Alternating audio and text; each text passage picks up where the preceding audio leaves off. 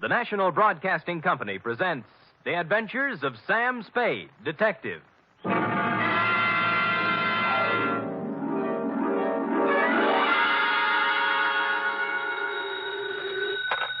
Spade Detective Agency? Me, sweetheart. Oh, Sam.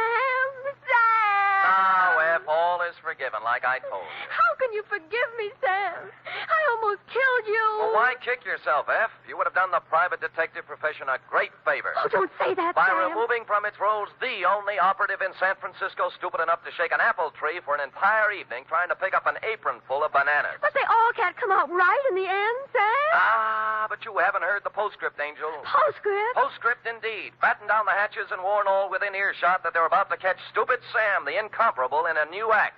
For during the next 29 minutes and 30 seconds, I shall don the mantle of Don Quixote, shoulder my battered lance, and tilt at windmills in an object lesson to the gullible entitled The Spanish Prisoner Caper.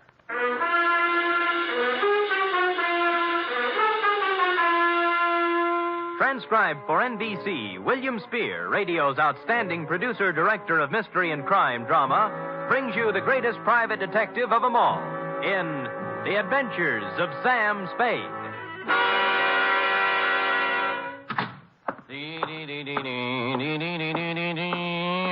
Effie? Yep. Sam, I don't know what... Oh, now, there, Angel. Don't cry, little girl. Don't cry. I'm so stupid. You might have been... Hush. Yes. We'll have no more of it here. But... Not a word, not a word. Book, pencil. Yes, sir. Go ahead. Date, fill it in to Miss Marjorie Loveland, Brockhaven Apartments, from Samuel Spade, still license number 137596. Oh. Down, F.A., down. Subject, the Spanish prisoner caper. Dear Marjorie. When they made you, darling, they threw the mold away. In this day of the emancipated, self-sufficient, 100% competent female, it came as a fresh breeze and a boost to my masculine ego to run across a lady, white-haired and fragile withal, who needed protection. After meeting you, I knew what the fellow had in mind when he wrote, "Heaven will protect the working girl." As a matter of fact, you could have been the very girl, since you and the song were about the same vintage. Do please sit down, Mr. Spade. May I fix you some tea? No, thanks. I planned to come to your office, but I decided I just couldn't risk going out at this time. Oh, why's that? Well, he might come, you see. And I'd never forgive myself if I was out. Oh, who's this? Senor Palmera. Oh. Oh, he's more than a week overdue now, and I'm on pins and needles. I gave him my address here at the Brockhaven. But there's the Brocklebank and the Brockhurst and the Brockmorton and the Brock. Yeah. It would be so easy for him to become confused, being a stranger in town. Well, I'm a native. I'm confused myself. Well, I thought perhaps you could locate him. He should be back from Mexico by now with Don Luis. Don Luis. Dear me. So many things could happen to them. Walking the streets with all that money. What money? The gold and the precious gems. How about starting all over again? Why? Haven't I made myself clear, Mr. Spade? Well, I have the end fairly straight, yes, but if you'll give me the beginning, we'll have everything. Well, I suppose the beginning was 3 weeks ago. Where? In the lobby of the Grand Hotel for Women. I see. I was staying there temporarily while I was waiting for this apartment, you see. So? So, the day I got word I could move here, I packed up and had them take my things out to the taxi. Then I went to the desk and got my money from the vault. Oh, how much? $840. Cash? Yes, in bills. My annuity money had just come from the East. Well, I just put the bills in my purse and was starting out the door when it happened. This voice came over my shoulder. A soft Latin voice saying, "Senorita, I come to you on a matter of terrible urgency." And lo and behold, it was Senor Palmera. How did you know? Oh, I have a feeling for those things. Go ahead. Well, his uncle, Don Luis Alvaro, was in terrible trouble, he said. In prison in Mexico City on some sort of trumped-up political charge. And the family, though noble, was financially impoverished. Yes, except... Except for a casket containing the family jewels and an assortment of priceless heirlooms, all hundreds of years old, hand-wrought of the finest virgin gold. Mr. Spade, however... Said caskets and its precious hoard being hidden away in a secret place known only to Don Luis. All he needs is a paltry $840. It was $1,000. I went to the bank. A paltry $1,000 to bribe a jail official, and presto, Don Louis goes free, unearths the casket, and rewards you with an ample share of the family treasure. Mr. Spade, you've talked to Senor Palmera. Nope. How badly do you need the dough? Need it? Why, good heavens, Mr. Spade. It's all I have until next June. There's a small pension from the school board in Keokuk, but dear me, I don't know just how... Mr. Spade, do you mean he isn't coming back with my money?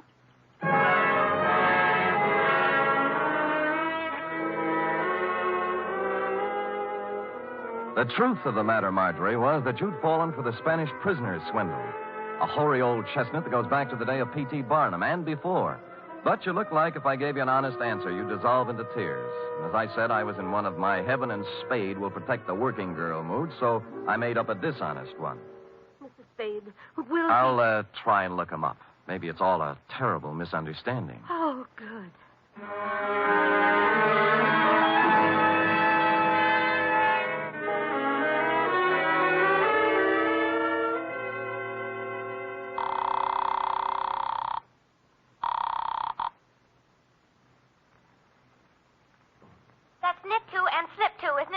Effie? Free? What'd you say? Miss Perrine. Oh, Sam Spade, Detective Agency. Mr. Spade is... This is Mr. Spade, charming one. Oh, Sam, I'm sorry. Yes. Dorothy's here, and I'm trying to learn to knit argyle socks. Well, fine. Drop all stitches and look in the file for me, will you? I remember getting a circular a while back on a con man who was running the Spanish prisoner around here. What would it be under, Sam? Spanish prisoner? Con games, obsolete. Get out the file. Oh, just a minute.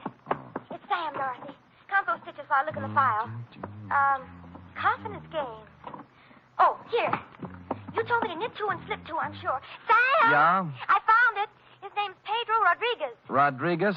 There's no address, but it says he habitually associates with somebody named Lolita Montoya. Sounds Spanish. Slightly. Any address for her? 615 Mason Street. Fine. And that's all there is, Sam. Oh, golly, I'm so mixed up with these darn argyles. Well, what's so tough about that? Well, you ought to try it sometime. What row are you on? 27th. Knit three and slip one, she says, and I... She's wrong. Knit two, slip one, knit one, pass one, and knit one. You got it? Sam!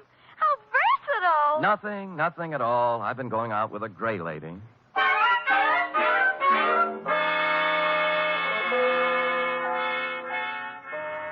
615 Mason Street was a very large apartment building with the usual brass plate in the entry listing the inhabitants, among which I was happy to note was Lolita Montoya, apartment 408. I picked up the house phone and pressed the button. Yeah? Telegram for Lolita Montoya. Lolita isn't here. Lolita? My Lolita? Who is calling? Just a telegram, Pop. Stick it in the box, eh? Money order. Somebody has to sign for it. But it may be important. I will take care of it, understand? Yes, I understand. Sonny? Yeah? Climb back into that cab I saw you get out of.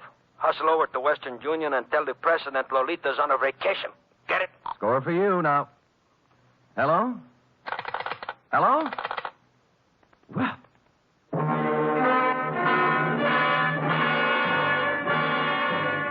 Nothing daunted, I punched a few bells until one of the less suspicious tenants gave me the front door buzz, walked in, and took the automatic elevator to the fourth floor. Or I should say toward the fourth floor, since halfway between the third and fourth, she quit cold. The elevator, that is, but there are devices for such things. I pushed the button marked emergency, and it took me only 50 minutes to get out, assisted by the janitor, the manager, and 12 tenants. The doors on the fourth floor, it seemed, had been carelessly pried open and held that way by a magazine carelessly stuck in the crack. Continuing my stealthy approach to 408, I found my man and his pal had somehow sensed I was coming and run off without stopping to close the door. The apartment was filled with cigarette smoke and not much else, a bed, an empty dresser, and a table on which were one pot half full of foul black coffee, a little pointed gadget that looked like a nut pick, and a handful of metal shavings. I was contemplating what connection, if any, this had with your missing $1,000 when... Yeah? This is Stuyvesant, Pedro.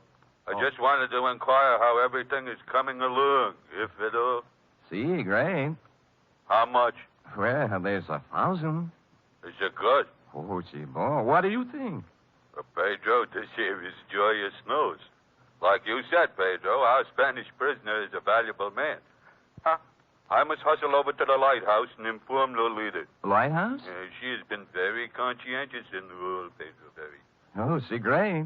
It's not every girl who would sell out her grandfather so readily, Pedro. Nope. We must not take Lolita for granted. I will give it a new rumble, and we'll see her tonight at Simplex. Right? See, right. Au revoir, Pedro. Au revoir? What au revoir? Hooray, Stivey.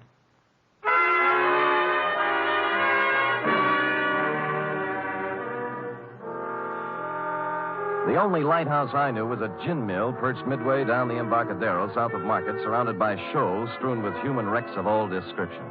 A place you might find shell game men and carny grifters, but hardly a habitat for a con man smooth enough to work the Spanish prisoner. The lighthouse keeper, who looked like he'd retired from the sea after a losing battle with Moby Dick, was bent over a pinball machine next to the door. As far as I could see by the one light in the joint, it was empty. Get up, get up. Yeah, get up, get up, get up, get up. Oh. Too bad, lighthouse keeper. Yeah. What'll you have? Well, beer when you're ready. Do you know Pedro Rodriguez? Yeah, worked for me once, a couple of years ago. I canned him. Why? He's a swab. Only honest nickel he ever made was when he was here. All right, get up, get up, get up, get up.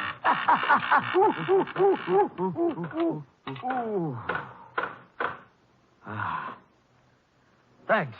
Yeah, crooked swab is Pedro Rodriguez. He's up to something right now, if you ask me. Spanish prisoner? Oh, you mixed up in it too, huh? Nope, I just want to be. How does it go? Well, I don't know much about it, only it seems to smell. See, Pedro was sitting at the bar the other night with another swab, talking about an old Spanish gent who's going to make him $1 million. Just come over from Spade. Get up, get up, get up, get up.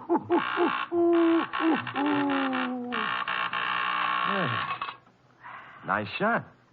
Body English, pure and simple. Yeah, so what about the Spanish gent? Well, I didn't hear no more about that. Hey, I tell you what you do. You ask Lolita about it. Anything Pedro is mixed up in, she generally knows about. Good. Where do I find Lolita?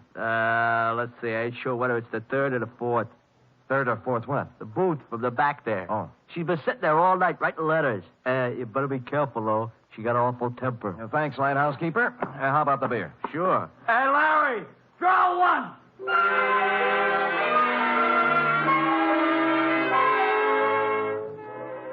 So Larry drew one, and I took it down to the bar to a point opposite booth number 4, which indeed contained Lolita, a fragile little thing wearing a turtleneck sweater marked Stillman's Gym. The table was covered with writing paper, and her alabaster brow was a mass of unsightly wrinkles as she chewed the end of her fountain pen.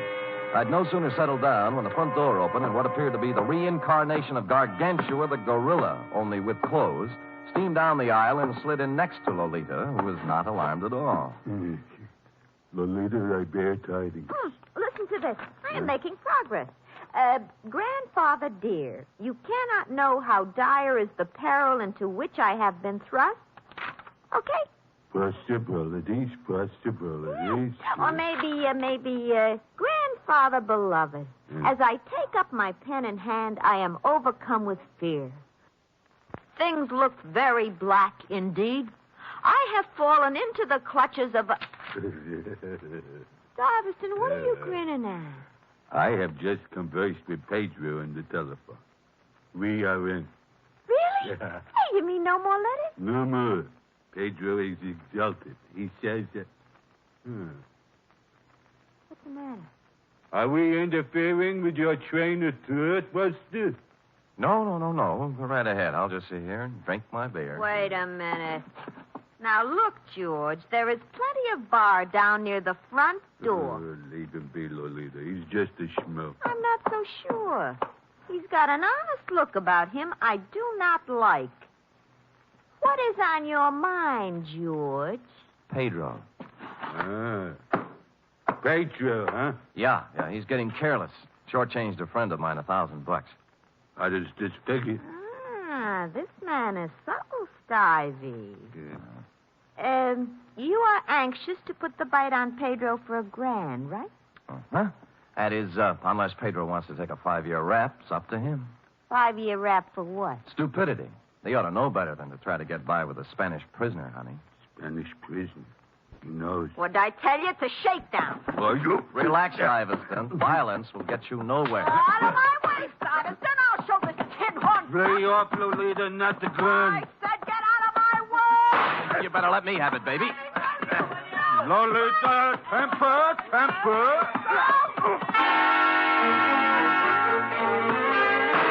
I got hold of the gun with one hand while Lolita chewed on my other one. Stuyvesant, meanwhile, catching my head under his arm like a nutcracker and kicking me in the stomach with his knee. This went on for some time, then I became vaguely aware of Stuyvesant's fist, as big as a ham, coming up from the floor. He put me on the side of the head, and I skidded down the marble floor, past the row of booths like a ball in a bowling alley, scoring a 10-strike on the pinball machine, which leaned drunkenly over me, stuck out its coin drawer, and flashed a red light in my face, reading, "Foul ball, try again." Stupid me, I did.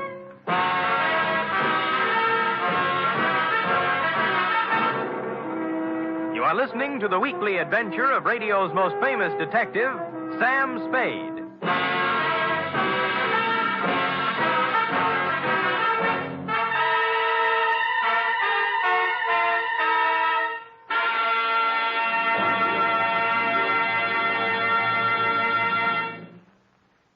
Three chimes mean good times on NBC. There's music and mystery tomorrow on NBC. For music, your hit parade brings you the top tunes in the land, as selected by you and presented by Raymond Scott's Orchestra, Eileen Wilson, and Snooky Lanson. For mystery, Herbert Marshall stars as the Man Called X, an intrepid adventurer in international intrigue who travels to all corners of the world. Wherever there is danger, romance, and mystery, there you will find the Man Called X.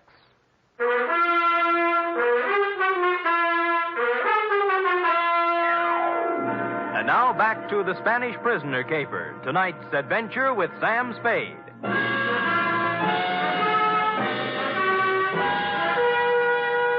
I came to with my head jammed between the brass rail and the bar next to what proved to be the lighthouse keeper's left shoe, parked as always in front of the pinball machine. Larry, that's up front. Oh. All right, get up. Get up.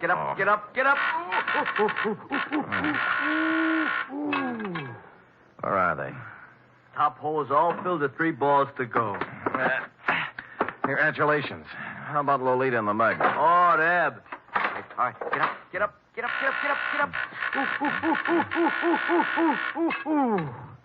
Oh, Deb? Took off, blast them. I had 780,000 points run up, and they had to go and throw you at the machine, cause a tilt. And Larry!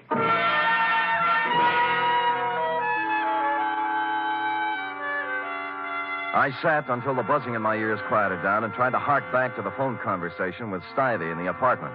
It came eventually, and I pried mine host, the lighthouse keeper, away from the pinball machine and sat him down next to me with the yellow and standard sections of the telephone book. Simplex Bar Supply? No. Simplex, Easy Do Garden Furniture, nope. How about Simplex Printing Company, 509 Sansom Street? Nope.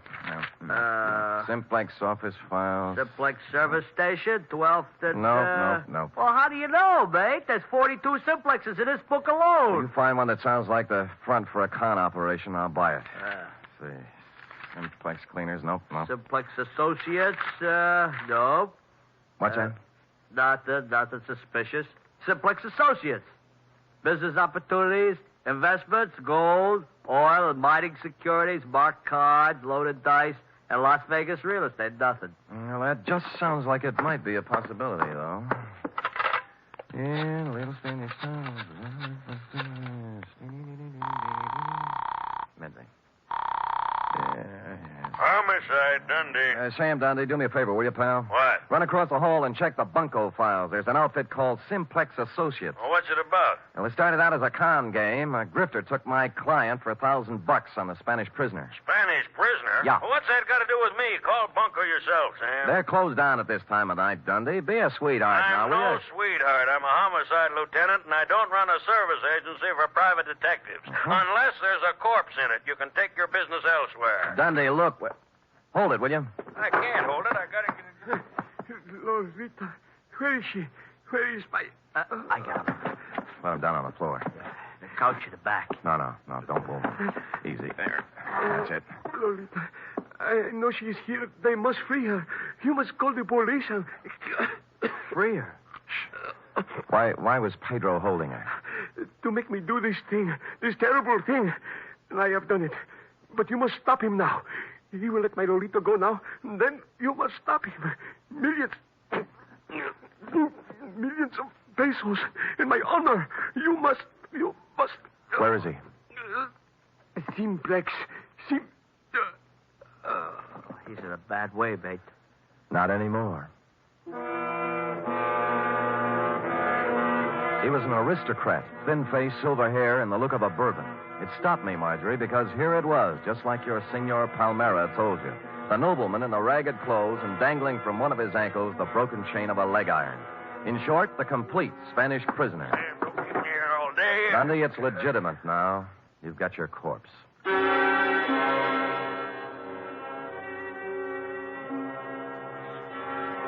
There was nothing on him to indicate who he was or where he came from, but I had a feeling I'd seen him before.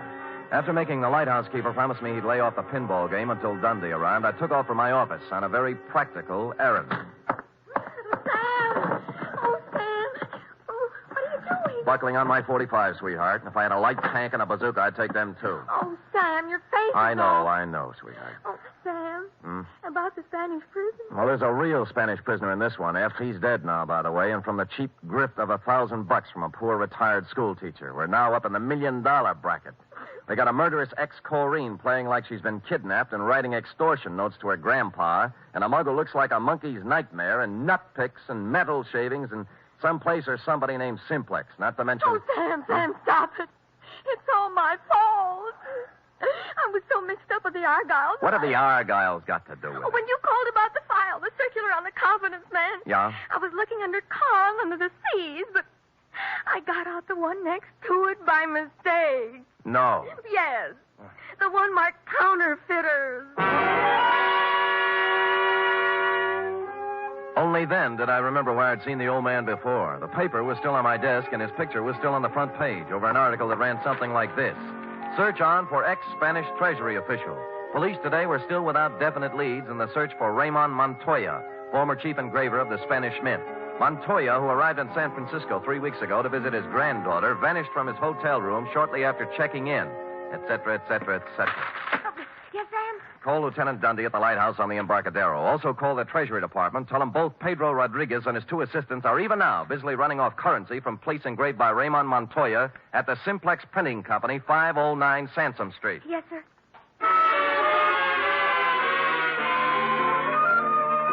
Mexican pesos it was, by the basketful. And the Treasury dicks agreed it was a happy thing for Mexico that Ramon had kept his engraver's tool on the right side of the law up to now. As to the matter of your Senor Palmera and his Spanish prisoner, I had excusably, I hope, lost my enthusiasm. And so it was, Marjorie, that I walked into the Palace Hotel lobby a couple of hours later to call you. Yes, sir? I'd like some nickels to phone, please. Why, sir. Okay. Shall I? No. They're phony Mexican bills. Oh, dear. Dear me.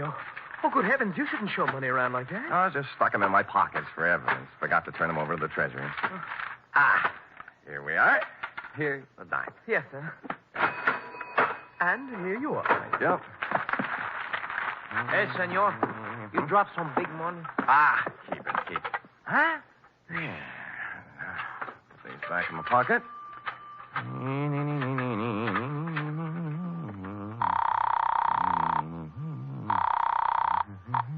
Excuse me, please, senor. Hey, Chum, look, I want to talk on you. Hello? Marjorie, this is Sam Spade. Look, senor, I got to talk Oh, to you. Mr. Spade, did you find him? I'm sorry, Marjorie. I beg your pardon, senor. Just a minute, Marge. Look, buddy, you can have the phone in a minute. Now, will you relax? You mean my money is gone? I'm afraid so, Marge. It's an expensive lesson, but it's worth it if you remember, honey. From now on, never flash your money in public places. Senor, please. I'm almost through. Will you wait a minute? And never trust strangers, Marge. The world is full of sharks looking around for easy, middle-aged ladies with bankrolls. But he seemed so honest, Mr. Spade. That's the trouble. The way he came up to me and said, Senorita, I come to you on a matter of terrible urgency. I know. He saw your bankroll, Senor, and he I come figured... to you on a matter of terrible urgency. Figured you look like an easy mark, Marge, so... Senor? Just a minute, Marjorie. What did you say? I say I come to you on a matter of terrible urgency. My uncle, Don Luis Alvarado, he's in awful trouble. Oh? Oh, there's going to be great rewards, senor, if you help us. You know, we just might be able to work something out.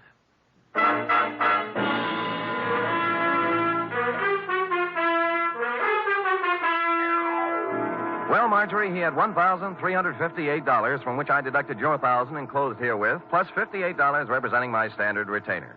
Period. End of report. Oh, it must be awful to be gullible like that. Dear, sweet little soul. Yes. Imagine her falling for a transparent swindle like that.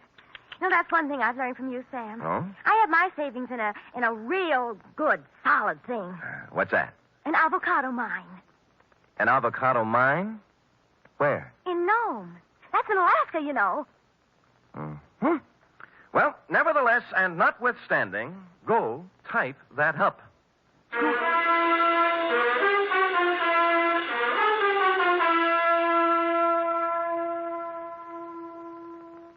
Three chimes mean good times on NBC. For something new about the Army, hear the Phil Regan Show every Sunday on NBC. Coming from a different service base every week, Phil Regan brings you songs and fun and brings prizes to talented GIs. It's an exciting newcomer in your Sunday chime lineup on NBC. And Sunday also means Cary Grant and Betsy Drake as Mr. and Mrs. Blandings.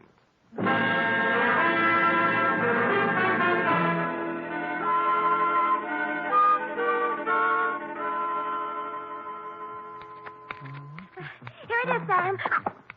Why, Sam. A knit 2, purl 3, slip 1, and knit 1, you see? How many rows did you do? I'm on 57. Are you sure you're right, Sam? Well, look at it. Have you ever seen such argyle? Well, that's what I mean, Sam. They sort of billow out, don't they? Well, who cares? That guy you're making them for probably won't appreciate them anyway. But they have to fit, Sam. Well, look at that. It'll make a perfect sleeping bag for a fat cat. Now, tell him your boss lost them up. But, Sam, oh, dear. What's the matter? Well, it was going to be a surprise. They're for, No. Yes? Well, I'll treasure 'em, sweetheart. They're beautiful. Just what I wanted. That's my boss. Good night, Sam. Good night, sweetheart.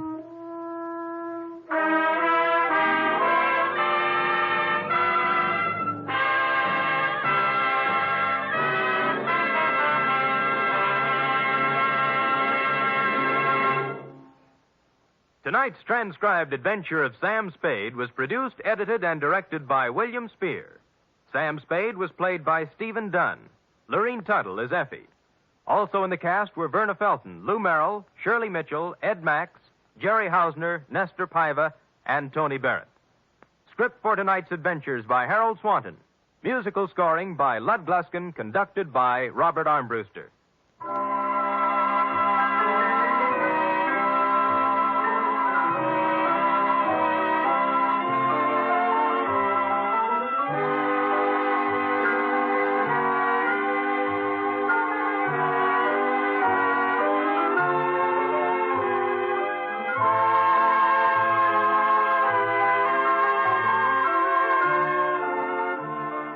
Join us again next week, same time, for another adventure with Sam Spade.